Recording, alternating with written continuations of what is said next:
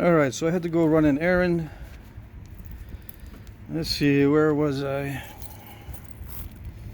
Substantially smaller than the original spall. This was one of the sub spalls taken off. So we're getting pretty small. Let's see. In comparison to our original spall, I can make some stuff out of these things. That's not a problem. Normally, I would not have this much waste, but let's continue. I will continue, and of course, waste decreases as skill increases.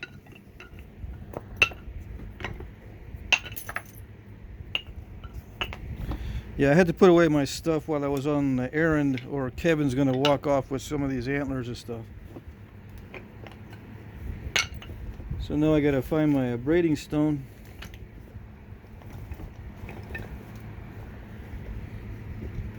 All right.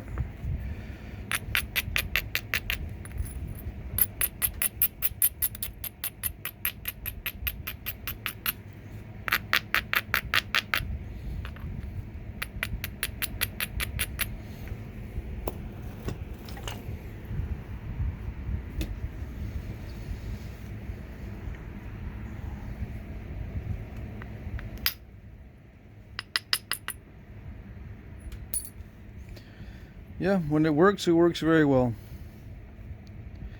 Now there's a little turtle back here, right? People have trouble with turtlebacks. The main issue with most people with turtlebacks is the platform. This right here. Number two is the force of the strike. If you don't have strong platforms and strong strikes, you're not going to get rid of the turtleback.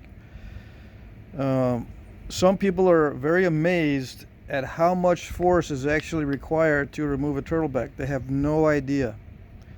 And when you show them how much force by personal instruction, a lot of them have this eureka moment that I did not know that I had to hit that so hard that to me it feels like the whole thing would shatter in a million pieces. But yeah, you need to hit it that hard. In some cases, not all cases, you will shatter obsidian into a million pieces if you hit it really, really hard. But just be aware. Just, you may, put a little dent in your tool or whatever, or something might happen. You might hit your finger by accident. But you need to hit hard to remove a large flake. Large flake requires lots of force. Okay. So hopefully I won't get that situation where it cracks in half lengthwise again. I think we're small enough that we don't have to worry about that. All right. Or I don't think I have to worry about an overshot too much. So I hit that very hard. Now, I didn't swing it like this and swing. I backed it up with some more mass by putting my finger here and here, which is my old technique. Holding as close as possible to the tip, not much swinging movement, and my elbow is the pivot point for the billet, or the improvised billet, which is my forearm. This is, in this particular strike, it may look like I swung it, but I did not, because I did not want to mess this one up. This one is a typical billet strike that I normally would do, except for the flat swiping area. I usually use a rounded area for gouging, but this, with the flat, it slips a little bit, right, which produces another type of flake, a thinner flake, when it's swiping like this. The bulbar percussion is smaller, and a lot of times you'll find a bite with this technique. Okay? Not always. So you can't diagnose this as a soft hammer strike, because sometimes you get this with hard hammer strikes with the same technique with the swiping. All right, it's more the technique than the tool in this case. Okay, but it's common with soft hammer to get a bite like this, or a characteristic looking flake. All right, again, I got to hit it pretty hard for this next one. Fairly well isolated. I'm not in danger of hitting the sides, so that's one way to increase accuracy. I don't know if I've mentioned that. Maybe I should mention it more often. Isolating kind of eliminates a lot of the accuracy issues. You're not going to be accurate, right? But it doesn't matter if you hit the isolated platform. Let's say this is the isolated platform here. Doesn't matter if you hit it with the billet. Let's see, this is the platform. Doesn't matter if you hit it with the billet there, here, here, here, or here. It's going to yield the same result. Okay, there's a range. So you're not going to be more accurate with your actual movement of the billet. You're going to be more accurate with the strike because the platform is isolated.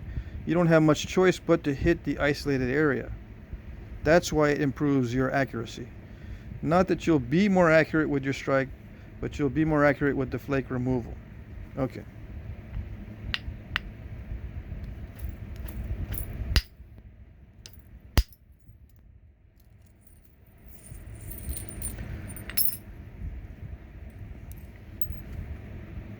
I should have hit that harder.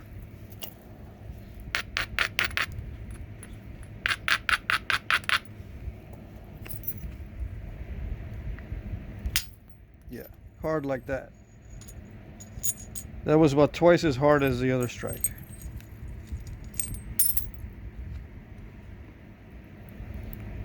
I was a little bit distracted by the narration. Okay. That's my story. Hit that pretty hard. Not as hard.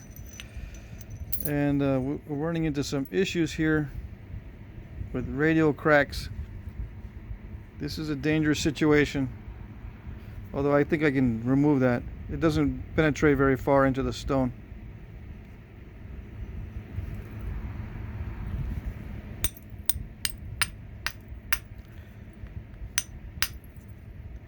But it's not a very nice thing to have.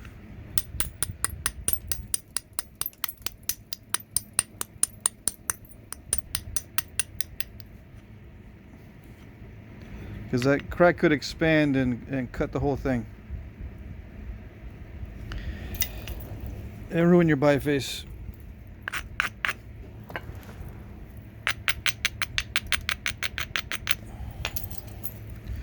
And this is important, this little angle here. I'm having an issue with it. I'm tending to do this because it's more comfortable. This position is more comfortable than this position. Can I strike in a way that I can be comfortable? Yeah, I would have to adjust this to be uncomfortable on this side.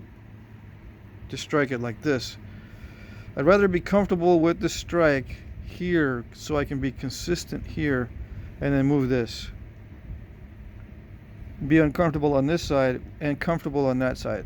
This is more important that I am consistent and comfortable than this side, the holding side. So if I have to strain a little bit, it doesn't really matter for one hit, but hundreds of hits, this little bending thing starts to wear on you. Hyperextension or whatever. At least on me. All right.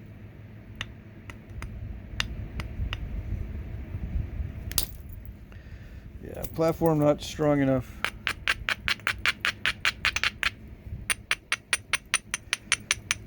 I'm going to isolate. I mean, I could be scrunching. I know how to scrunch these edges. But to do this every time,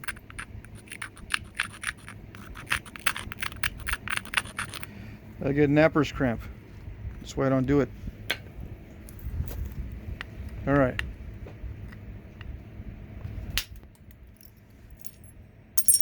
Is it worth the effort?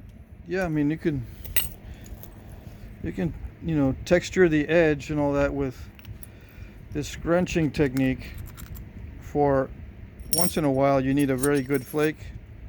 You need a platform that's well isolated. Yeah, I mean, it's worth it for once in a while. You can also do it with a pressure flaker. You can also do it by striking. Striking is less fatiguing. Alright, I'm going to try to get this down thinner than I normally would. I can get bifaces down thin better than 8-to-1 with my other indirect percussion techniques. I just usually don't because it's not necessary.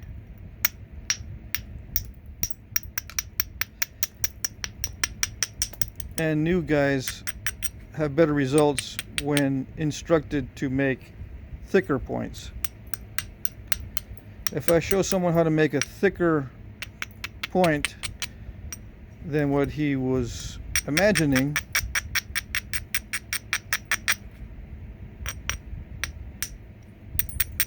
he's going to say to himself, well, yeah, I guess the thicker really isn't too bad. I'll get better later.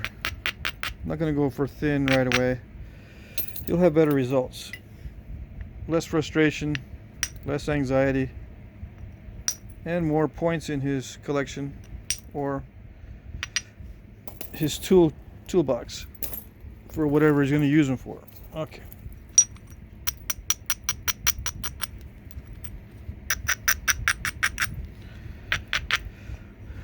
And yeah, I'm going to contour this surface with the billet as much as possible and get it down to where it's quite thin if I can, and swinging and swiping as much as possible so I can stay true to the technique. Once in a while I'll revert back to the rigid style and not the swinging, just because I don't want to mess it up for the video. And it's very frustrating to mess it up for it messes with your mindset. Anyway, now some of you might be thinking, you've used swinging billets before. I said, yeah, let me get one out. All right. You've swung this one before, haven't you? Yeah, you swung it all over the place. It swings a lot. What's the matter? What's the problem? Why is such a big deal? Yeah, I swung with this when I was reducing stuff like that. You can swing it to knock off a flake, get more speed. This is swinging it. Get more speed on tough rock when spalling. But I don't normally do that when bifacing. I hold it close. There's not much of a swing. The swing happens here from my elbow to my wrist. That's where the swing happens. This is pretty rigid. Now I can swing it. It does work, but the reason why this is short is because I like to hold it close. So just in case you're wondering about that, this technique is different.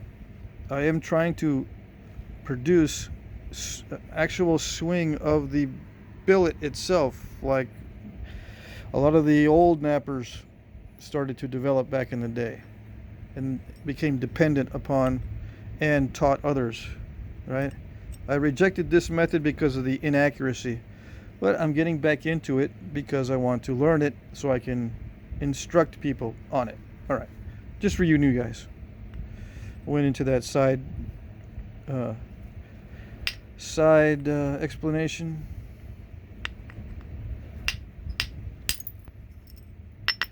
It would be cool if we could get some way to show you the force of each of these strikes.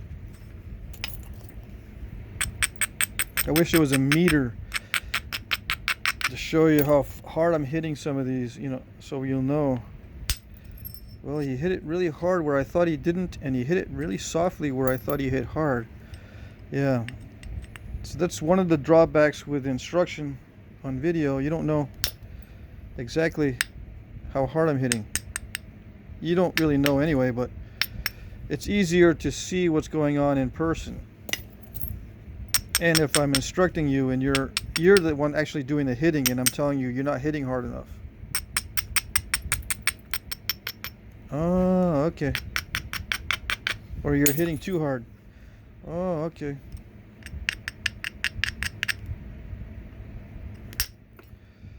But if I say that was kind of hard, you don't really know what kind of hard means.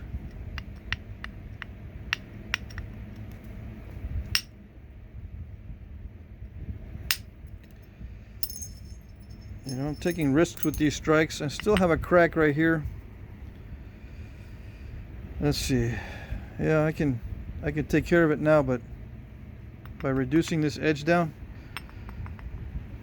taking more of this edge off, I can get rid of this crack by thinning that area, because it doesn't penetrate all the way to the other side. But I'm trying to level it out. Maybe I can take a flake from here into this area and clear it that way.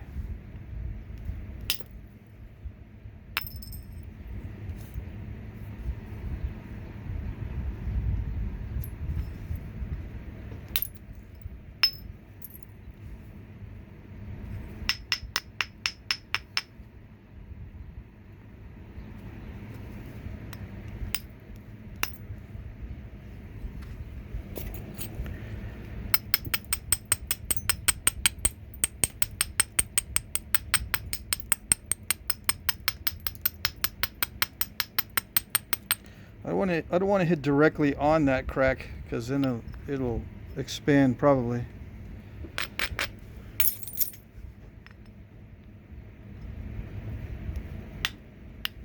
So I'm hitting next to it. Hit right next to it.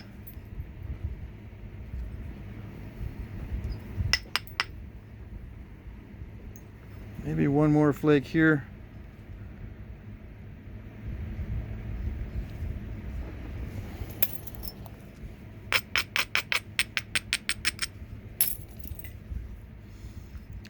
I need to thin the tip before I hit here, because it's getting way too thin in the middle. So I'm going to try this.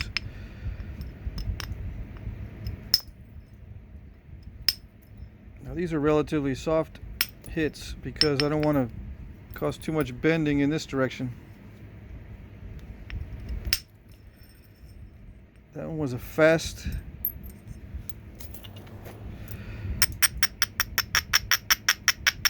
hit because I wanted that flake to be removed before I knew it was happening.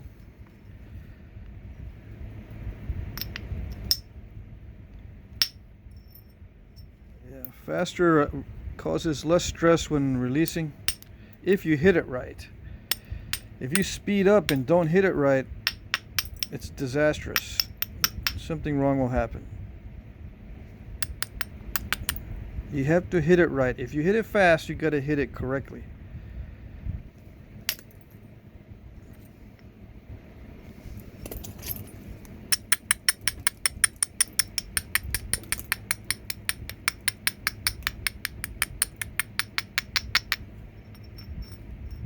Yeah. I don't know. Let's see.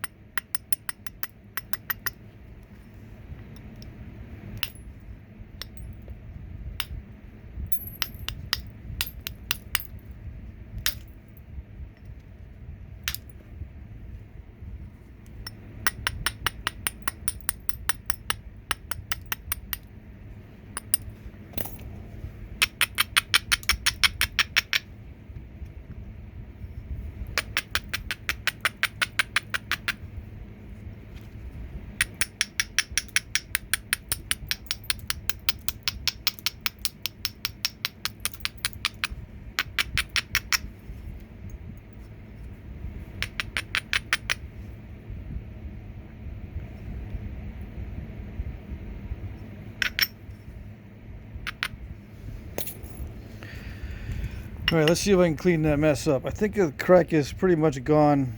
I was just hitting it until I could see it being removed. All right, let's see if we can make a pass to clear that up.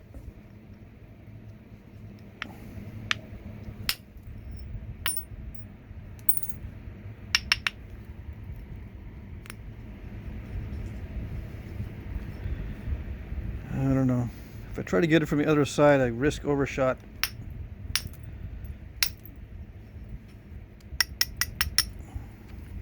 But we'll see.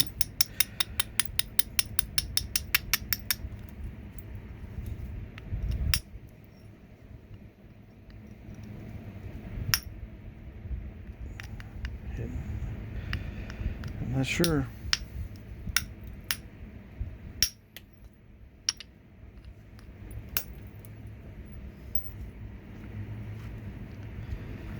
All right, if I hit into that mass there, maybe.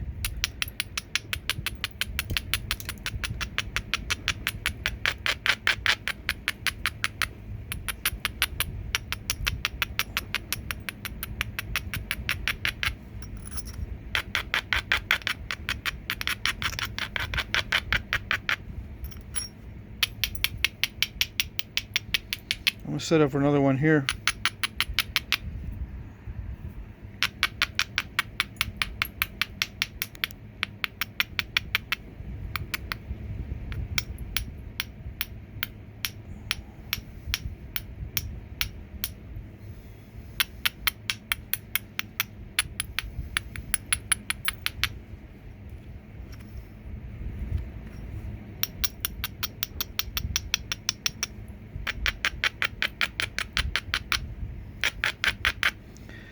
Yeah, isolating these things takes off a lot of width, but we'll see. It may be okay in the long run. Fast strike. This is a very stubborn area. That should have gone, right? There's no excuse for that. It should have gone. It's just weird in that area.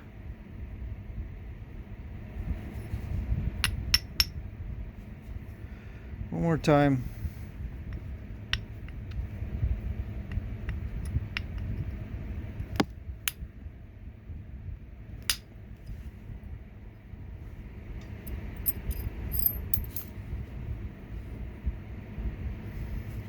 Almost got it. I'll just skip it for now. I can get it with some other technique.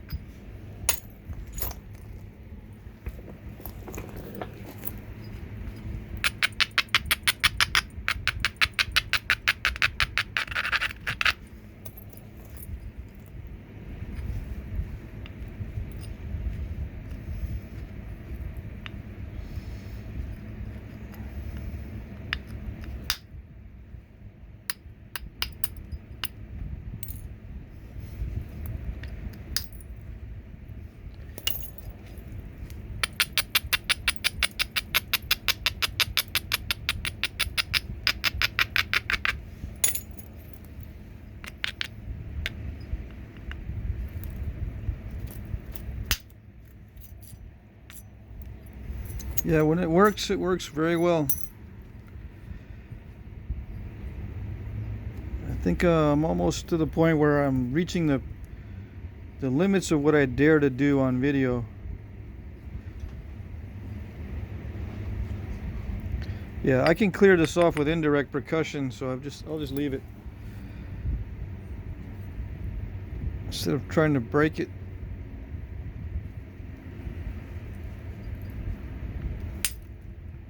I could do some strikes and actually break it to get the feel for the limits of material, but that gets old.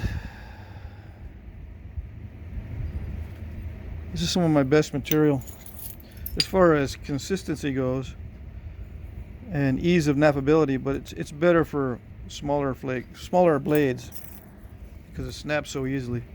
Anyway, all right, so here we go. This is the obsidian. There's a little lump here, so it's going to mess up. See if I can get rid of that lump. It's going to mess up my thickness if I leave that lump in there.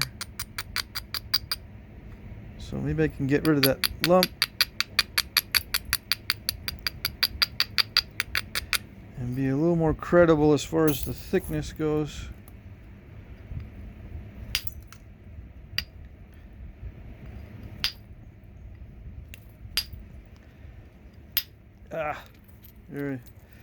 Anyway, let's see how it was. Let's see how thick it was. Yeah, normally I would take that lump off with another technique, right? And there's a reason for that. All right, 9.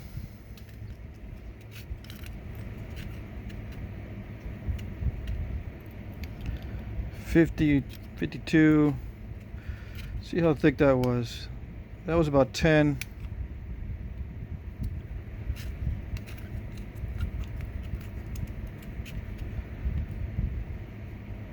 Yeah.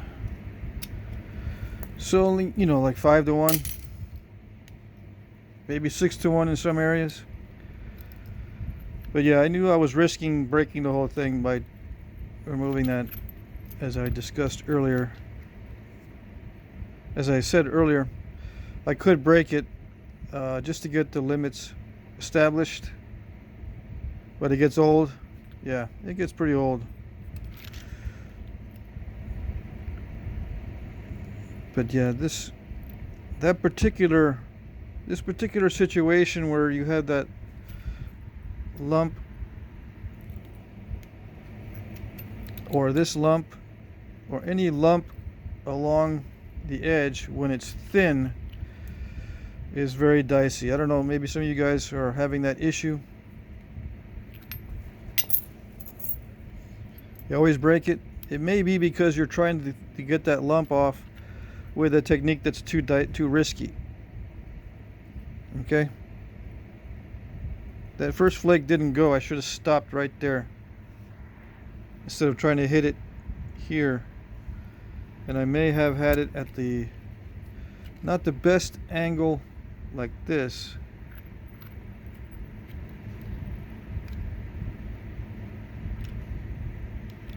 Not sure if I was paying all that much attention to this particular angle like this.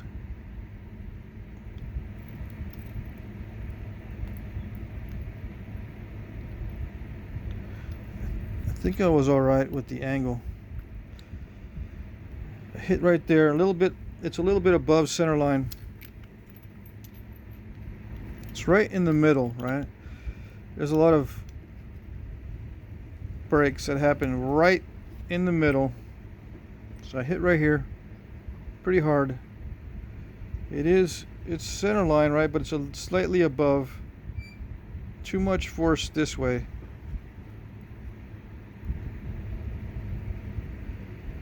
There really isn't any way to lower that platform without losing a bunch of width.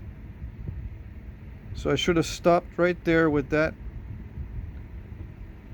failure and proceeded with indirect percussion or pressure to get rid of that lump instead of taking the risk with the billet. Okay, on to the next one.